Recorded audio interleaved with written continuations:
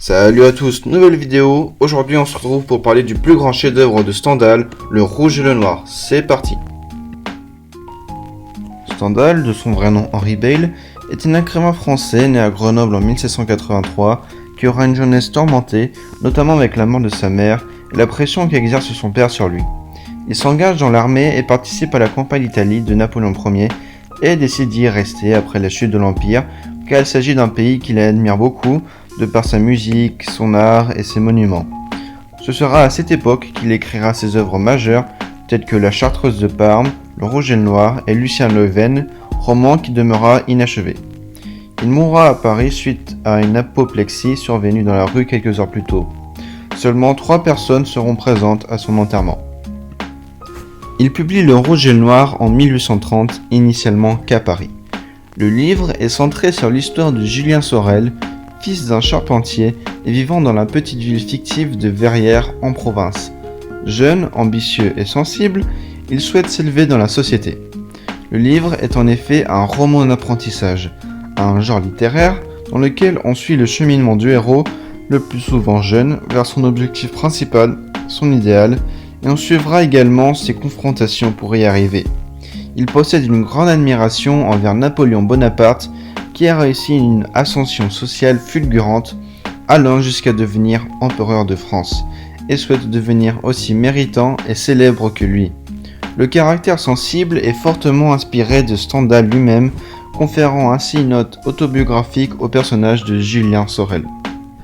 L'histoire est inspirée d'un fait divers s'étant produit en 1827, celui dans lequel un jeune homme fut condamné à mort pour avoir tiré sur son ancienne amante dans une église, comme Julien fera dans Le Rouge et le Noir, mais on reviendra plus tard. Ainsi, le livre commence par la décision du père Sorel d'envoyer son fils comme précepteur des enfants de M. de Rênal, le maire de Verrières, sous la recommandation de l'abbé Chélan. Ce sera là-bas qu'il aura sa première expérience amoureuse avec Madame de Rênal. Malgré sa grande timidité et sensibilité, il se démarque par son intelligence et sa maîtrise du latin et devient vite une figure populaire à Verrières. Cependant, M. de Rênal commence à douter de la relation entre Julien et sa femme. Julien décide en vitesse de rejoindre le séminaire de Besançon. Après quelques temps en séminaire, il se familiarise avec l'abbé Pirard et se rend compte de son potentiel. Il lui conseille donc de devenir le secrétaire du marquis de la Mole à Paris, conseil qu'il accepte.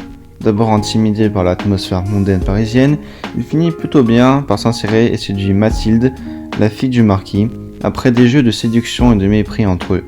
Elle finit par tomber enceinte de Julien, et afin de l'épouser, son père le fait anoblir à contre-cœur et est nommé lieutenant de hussards, fonction rêvée de Julien. Tout semble bien se finir. Cependant, le marquis de la Mole reçoit une lettre de Madame de Rênal dénonçant l'infidélité de son ancien amant afin de compromettre son mariage. Julien décide alors d'aller à Verrières en vitesse pour essayer de la tuer, sans succès. Il sera finalement jugé puis condamné à mort pour tentative d'assassinat. Madame de Rênal, quant à elle, mourra quelques jours plus tard, après l'exécution de Julien. La première chose que l'on peut dire de cette œuvre est qu'elle incorpore à la fois des éléments du réalisme et du romantisme. Tout d'abord, on retrouve la volonté de raconter les faits avec précision et réalisme, comme en témoigne le sous-titre du livre « Chronique du XIXe siècle ». Une chronique étant un recueil de faits historiques rapportés dans l'ordre temporel. Il nous livre donc un portrait social et politique de la Restauration, époque suivant le Premier Empire de Napoléon et marquant le retour de la monarchie des Bourbons et de la noblesse. Il peut donc être considéré comme un précurseur du mouvement réaliste et sera fortement critiqué pour son emploi, comme en témoigne par exemple cette lettre de Mérimée. Un de vos crimes, c'est d'avoir exposé à nu et au grand jour certaines plaies du cœur humain trop sales pour être vues. Il y a dans le caractère de Julien des traits atroces dont tout le monde sent la vérité, mais qui font horreur. Le but de l'art, ce n'est pas de montrer ce côté de la nature humaine, écrit Mérimée dans une lettre à Stendhal. Ensuite, le personnage de Julien est un personnage romantique. En effet, c'est quelqu'un de très sensible qui va beaucoup parler de ses sentiments et de ses émotions. Il a du mal à s'intégrer dans la société et préfère rester à l'écart de celle-ci. Dans le livre, alors qu'il est seul dans sa cellule, en attendant sa peine de mort, il se sent paradoxalement serein et libre.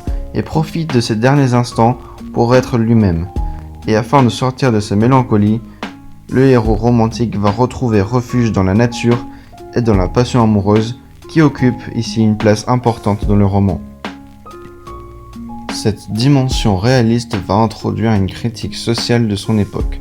Lors de son passage au tribunal par exemple, Julien fait un plaidoyer dénonçant la nature inégale de son jugement et plus largement de la société de la Restauration, conservatrice et étouffant les ambitions d'une jeunesse révoltée et opprimée. Il souhaite donc renverser le déterminisme social qui sévit, c'est-à-dire briser la boucle qui empêche aux jeunes de sortir de leur milieu social pour s'élever dans la société. J'espère que vous avez apprécié la vidéo. Malheureusement, je n'ai pas pu traiter de l'entièreté de l'œuvre, tellement elle est dense et riche. Je vous renvoie alors sur quelques liens dans la description si vous voulez approfondir. Sur ce, à bientôt!